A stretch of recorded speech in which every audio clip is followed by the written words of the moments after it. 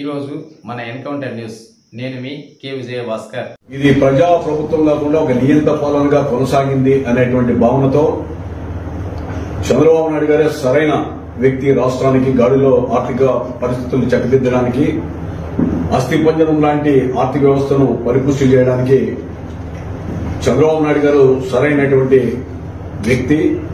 అందులో మరి ఎన్డీఏ కూటమి ఈ రాష్ట్రంలో అధికారంలోకి రావాలని చెప్పి ప్రజలందరూ కూడా చరిత్రలో ఎప్పుడు కూడా కని విని ఎరగని రీతిలో స్పష్టమైన మెజారిటీ కంటే అఖండమైన మెజారిటీ ఇచ్చి జగన్మోహన్ రెడ్డి గారి ప్రభుత్వం మీద ఉన్నటువంటి వ్యతిరేకతను ప్రజలు చాటుకున్నారు.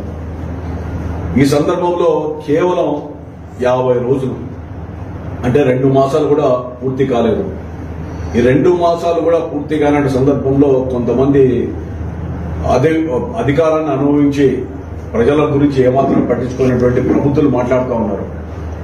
హామీలు ఏమయ్యాయి, మరి ఇచ్చినటువంటి హామీలను నెరవేరుస్తారో లేదా అనేటువంటి అనుమానాలతోనూ అదేవిధంగా అపోహలతోనూ మాట్లాడేటువంటి పరిస్థితిస్తూ ఉంటే దయ్యాలు వేదాలు వలిచినట్లుంది. 5 సంవత్సరాల్లో అభివృద్ధి అనేటువంటిది పక్కన పెట్టేసి కేవలం బటన్ నొక్కుతాననేటువంటి ఒక దుస్సాంప్రదాయానికి ఒడిగట్టి ముఖ్యమంత్రి అనేటువంటి వ్యక్తి ప్రజలకు జవాబుదారుగా ఉండకుండా, ప్రజలకు కనబడకుండా ఏదైనా విపత్తు జరిగినా, అరిష్టాలు జరిగినా, అన్యాయాలు జరిగినా, ఆక్రమణలు జరిగినా ముఖ్యమంత్రి సమాధానం ఇవ్వకుండా ఆయన ప్రత్యేక సలహాదారుడు మన రామకృష్ణ రెడ్డి గారితోనో ఎవరితోనో ఒక ప్రెస్ మీట్ పెట్టి మరి చేతులు దులుపుకునేటువంటి పరిస్థితి వచ్చింది. కానీ ఈ రోజు ముఖ్యమంత్రి ప్రజల చేత ఎన్నుకోబడినటువంటి ప్రజాస్వామ్యబద్దంగా ఉన్నటువంటి ప్రజాప్రభుత్వ అధినేతగా చంద్రబాబు నాయుడు గారు ఎక్కడైనా ఏదైనా సమస్య వస్తే తాను స్పందిస్తా ఉన్నాడు.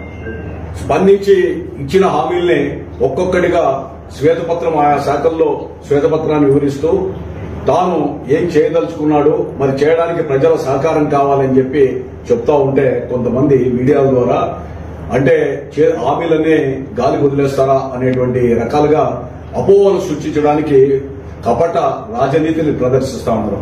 వాళ్ళందరూ కూడా ఆత్మవిమర్శనం చేసుకోవాలా.